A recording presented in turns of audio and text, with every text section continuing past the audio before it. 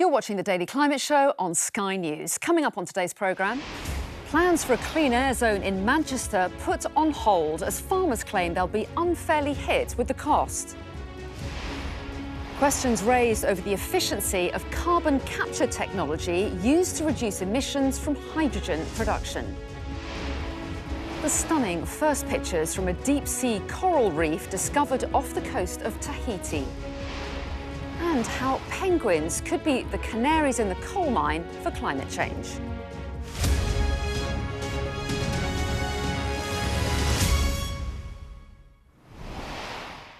Hello and welcome to the UK's only daily climate news show where we track the changes happening to our world right now and challenge those coming up with the solutions.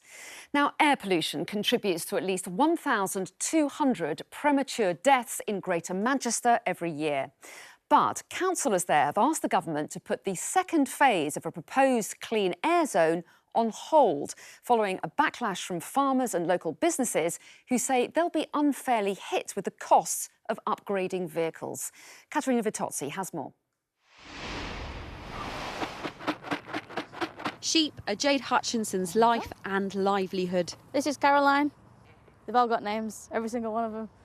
The scene is rural, but this area is in Greater Manchester. And under new clean air zone rules, Jade will have to pay £10 a day to use the truck she moves her sheep in. The cost, she says, would wipe out her profits, and she doesn't qualify for a green vehicle grant. I'm not allowed the funding because I'm not a big enough business. My vehicle that I have can't be traded in because it's not come from an original dealership. I bought it second hand because that's all I could afford. If they're thinking about people's lives, they shouldn't be affecting people's lives by charging them and taking their livelihoods away from them. Air pollution levels in some areas of Greater Manchester are dangerous. The government ordered and local authority implemented Clean Air Zone will address that. But thousands of small businesses say they simply can't afford it. There are 1,200 premature deaths in Greater Manchester every year from polluted air. So you can't just say, oh no, it's not an issue. It is a big issue. But what you've got to do is take that step fairly. It's about getting to clean air as quickly as we can, but enabling people to come with us on that journey. Local authorities are now asking for the government to pause the plans. This may be an issue in Greater Manchester right now, but really we're going to be seeing similar problems developing in many other places over many other green-related initiatives, as this tension develops between government-led climate-friendly policy and the people who say they're the ones that are having to pay.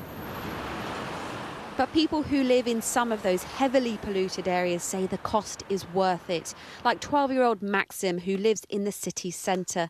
The pollution makes his asthma worse. And 6 months ago, he had a big and frightening attack at school. So it was kind of like 2 minutes of live or die because the inhaler is the only thing that kind of stops me from having an asthma attack. It kind of shows how selfish some people can be by just caring about money more than caring about other people and other children. COP26, the UN climate conference, brought big global issues into the spotlight. But here, this very local problem shows just how hard winning a greener future will be. Katerina Vitozzi, Sky News in Manchester. Now, hydrogen will be a crucial fuel in the future because, unlike fossil fuels, it doesn't produce damaging emissions at the point of consumption. When you burn it, water is the only byproduct. So it could provide a sustainable future for heavy industry, for aviation and for shipping. But it's how hydrogen is produced that really matters to the planet. Now, according to a new report seen exclusively by Sky News, one of the world's only facilities that uses carbon capture and storage technology to reduce the emissions of producing that hydrogen still has the same carbon footprint as over 1 million petrol cars and emits far more greenhouse gases than it captures. So let's just explain a bit about the different ways of producing hydrogen. Well, grey hydrogen makes up the majority of current production, and it's made from fossil fuels and generates carbon dioxide and methane emissions. Green hydrogen is the opposite and clean, zero carbon. It's made by using wind or solar to split water into hydrogen and oxygen gases. But right now it's pretty rare because it's an inefficient and expensive process.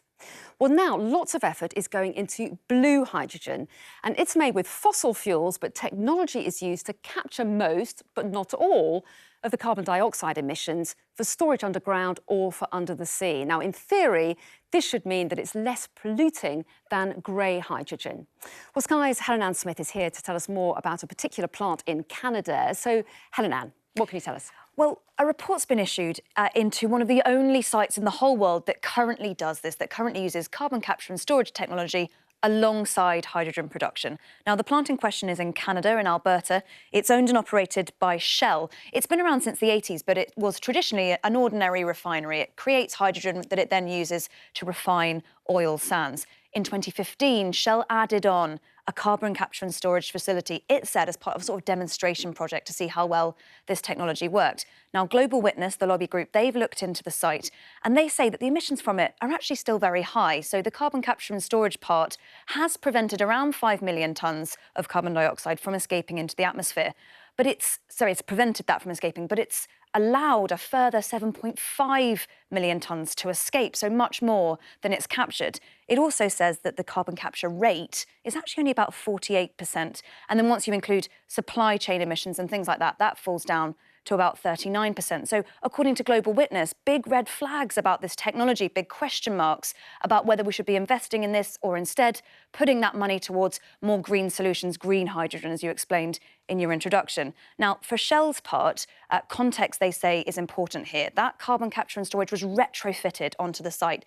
And there are now technologies coming through which are much better at this. They have carbon capture rates of up to 90%, potentially even up to about 96%. So they say this kind of sort of retrofitting job that they did is not a proper example of blue hydrogen. They say that Global Witness is wrong in its analysis, that it's comparing apples and pears, and that they are putting money into this better technology.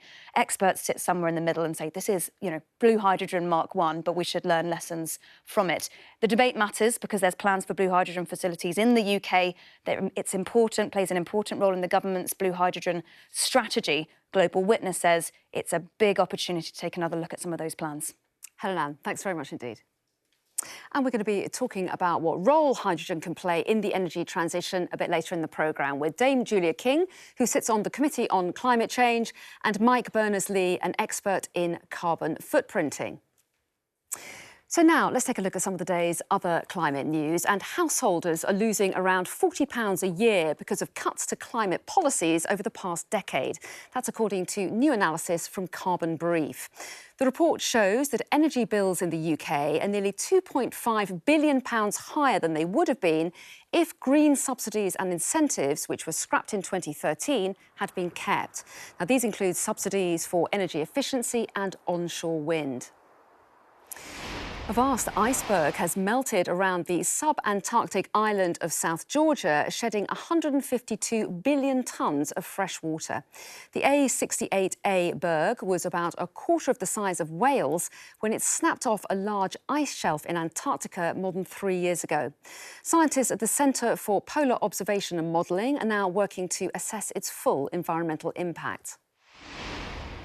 To Indonesia, and 40 critically endangered turtle hatchlings have waddled towards a new life in the wild. The olive ridley and hawksbill turtles, which are at risk of extinction, were rescued from beaches on Bali by conservationists. They say just 5 in every 1,000 sea turtles can lay eggs, making programmes like this vital for protecting the species. Now, a newly discovered colony of penguins in Antarctica could give insight into how climate change is impacting the region. The Gentoo penguins were found on an island off the eastern coast of Antarctica, previously thought to be too icy for the animals. Well, earlier I spoke to Louisa Casson from Greenpeace, who's on a boat off the coast of Antarctica, and I started by asking her how significant the discovery is.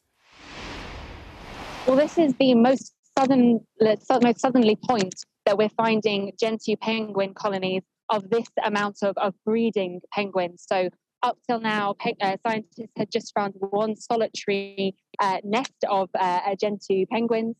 Normally, this species prefers more northerly, warmer climates. And yet, as the sea ice has changed around this side of the eastern Antarctic Peninsula, it's made it more possible for them. So seeing these 75 gentoo penguin chicks is a clear sign of the climate crisis affecting this region.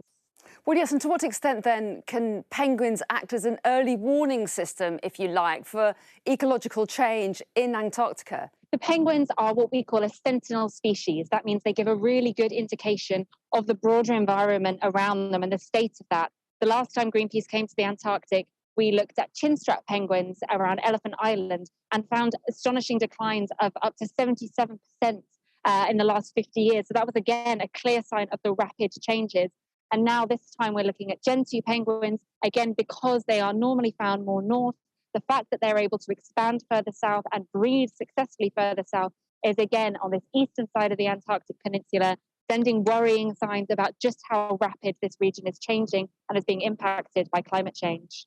And you said that it's a sign that more action needs to be taken. We saw at COP26 governments around the world updating their targets for reducing emissions. Beyond that, what more do you want to see happening? Well, as well as actually increasing their targets so that they're aligned with 1.5 degrees, we also need to make sure that in our oceans, we're creating vast areas that are off limits to industry so that wildlife has a better chance to adapt and build resilience to the impacts of climate crisis.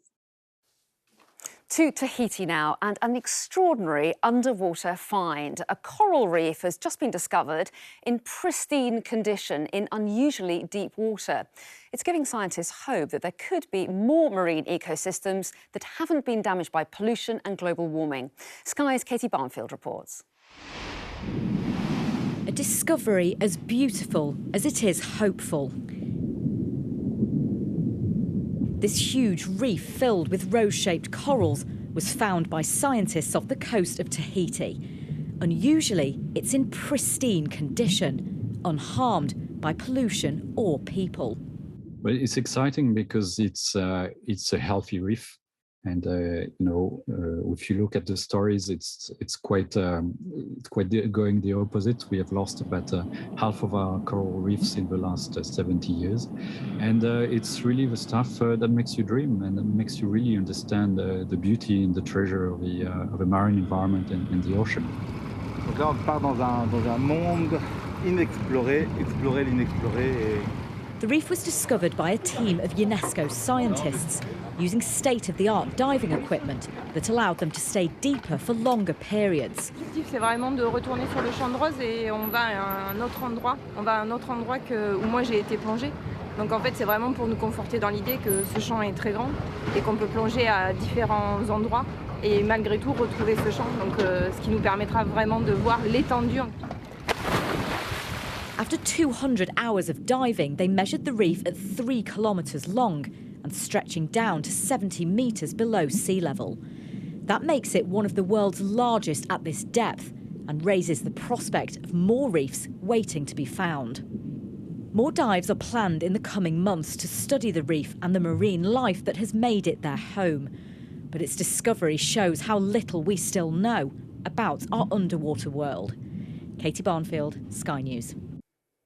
Do stay tuned. Coming up here on the Daily Climate Show, I'll be joined by member of the Committee on Climate Change, Dame Julia King, and leading expert in carbon footprinting and director at Small World Consulting, Mike Berners-Lee, to discuss whether clean air zones can be made to work. Hello and welcome back to the Daily Climate Show on Sky News. Now we're getting straight to discussing the climate issues of the day now with member of the Committee on Climate Change, Dame Julia King, and leading expert in carbon footprinting and director at Small World Consulting, Mike Berners-Lee. So good evening to both of you. Very nice to see you both. Hello. So Manchester's council has asked the government to press pause on plans for an extended clean air zone. The science is clear, and I think it's fair to say that everyone agrees for the need for clean air, but there's much debate over how it should be done and who ends up paying. So, Julia, Manchester Council wants a review of their clean air zone plans, but is this kind of scheme the right approach, do you think, for tackling pollution? I think it's a very important approach for tackling pollution. Of course, as we move towards net zero in 2050, pollution from vehicles will reduce as we decarbonize those vehicles. But of course, that's not fast enough for people like the young man with asthma that we saw, whose health is being affected today, particularly in those high congestion regions in a big city like Manchester. But Mike, it does leave people with that choice of either upgrading their vehicles, which they say will be really expensive, or paying more to come in and out of Manchester. And when we've seen inflation up to 30-year highs, businesses are squeezed. So you can see why this is going to be tough for people. Yeah, I mean, on the one hand, it's clear cut that diesel cars in city centres are, terrible, not just for climate, but also for the, the serious impact that they have on the life expectancy of everyone in that city. But on the other hand, yeah, we need to implement policies where, as much as possible, nobody gets caught out by them. In principle, at least, a climate levy raises a fund. And if you're clever with the money that you have from that fund, you ought to be able to use it to make sure, as far as possible, that fewer people are caught out. So it's what you do with the money that you raise from a climate levy that makes it viable for people. Do you think that's right, Julia? I mean, what's the best way of making sure that the air is clean, but without putting that really tough financial squeeze on people? Well, I think Tim makes a really good point there, that if you're charging people to come into the city centre because they have a heavily polluting vehicle, it seems a very good idea to use that tax effectively for a fund to help small businesses, for example, to change to electric vehicles. So Mike, do you want to expand on that at all? You say a clever use of the funds, but how can you use them more cleverly? So, for example, we heard earlier on your program of somebody talking about how, they can't afford to, spend the extra money for an electric vehicle instead of buying a new diesel car, for example. Well, maybe you could use some of that fund to support that kind of greener purchase of the new vehicle. So that, there are ways, of, you can't always get it perfect, but there are ways of making sure that by and large, nobody gets caught out by this in a big way. And we've all got to be remembering, that the kid you had on the program earlier, those diesel cars in city centres really do, take away significantly from the life expectancy of the people in the area. We estimated about 12 person minutes of life expectancy taken away from the population of a city for every mile a diesel car drives in a traffic jam through that city. So that's a huge impact on life. And Julia, I mean, I think anyone driving a vehicle would have real sympathy with anyone that's suffering from pollution. But there are so many other conflicting interests, aren't there? And people need to earn a living. They need to put food on the table for their own children. Yes, but I think what Tim was suggesting is a scheme that makes sure we can help people to make that transition. And we also need to remember of the huge benefit to our health system, the huge reduction in cost to the health system if we have less asthma and less people suffering from the kind of pollutants that vehicles and indeed our gas central heating and other things emit in our cities. OK, let's move on to our next topic, shall we? And just imagine not feeling guilty about booking a long-haul flight, or at least not having to worry about the emissions that it'll create. That is, in theory at least, what could happen in the future if hydrogen can be produced cleanly and at scale. But there are big doubts about the technology involved in getting that hydrogen cleanly enough. Now, Mike, I know that there are lots of different colours of hydrogen, depending on how you produce it. Blue hydrogen is one of those different methods, and that involves using fossil fuels to produce it, but then capturing the CO2 emissions from that process. Do you think that is a viable option for the future? I noticed that the German government is setting a lot of store by hydrogen in the future, but it doesn't think blue hydrogen should be part of that vision. What do you think? Well, we need to be clear that hydrogen as a whole has a huge part in the clean energy transition. So for storage of energy, we need to work out how to generate it. We need to work out how to store it. We need to work out how to transport it, and then we need to sort out all the ways of using it, for everything from airplanes potentially to ships to use for steel making. So there are many different hydrogen technologies we need to develop, and in a way, they all come together at once. So we need to have a sufficient supply of hydrogen in order to be able to roll it out to all those uses that we need it for. And if there's a crunch point on generation of hydrogen, then I can imagine as an interim step that blue hydrogen might, in theory, be a way of plugging that gap. But certainly for the long term, green hydrogen is a far more elegant solution. And the technologies for that are coming along nicely. The electrolysis to create green hydrogen, is coming together, which will allow us to generate it at scale in the sunniest places in the world, and the windiest places in the world. So long term, it's definitely green hydrogen. In theory, at least, there's a potential argument for blue hydrogen, although at the moment it looks very problematic using it as in any way a lower carbon form, or it's pretty well as high carbon as fossil fuel at the moment for the reasons that you've outlined in your program already so far. And I'm going to cut in. Sorry, Mike, to cut you off. Just going to get Julia's take on this as well, if that's OK. Because what do you think then, Julia? Should we just be putting all our concentration on green hydrogen, which uses renewable energy only to produce it? I mean, obviously, it's the ideal solution, but it's really expensive and inefficient at the moment, isn't it? What do you think? We have to be practical and pragmatic about this. In order to get to net zero in the UK, we have to increase the size of our electricity system by probably about 2.5 to 3 times. And that's assuming that about half our hydrogen is green hydrogen and half is blue hydrogen. If we want to make all of that hydrogen by 2050 green hydrogen, then in the next 30 years, we probably have to increase the size of our electricity system by a factor of about 4. I think that really is unrealistic. The key thing is we've got to really focus on ensuring that blue hydrogen has very high rates of carbon capture. We need to be up at 95% carbon capture in the production process for blue hydrogen in order for it to be part of our solution to reaching net zero by 2050. Very briefly, Mike, am I likely to get on a hydrogen-powered plane anytime soon, do you think? The technology for that is a long way off, but it would require complete redesign of aeroplanes. Ammonia, using hydrogen to generate ammonia might be an easier solution, but low carbon flying is sadly quite a long way off at the moment. OK, I won't start booking my tickets yet. OK, we will have to leave it there. Sorry to cut you off, Julia, we're out of time. But Julia King, Mike Berners-Lee, thanks both very much indeed. And that's it from me. But tomorrow I'll be joined by climate justice activist Michaela Loach and chairman and founding director of climate change think tank E3G, Tom Berg. But for now, thanks for watching and see you next time.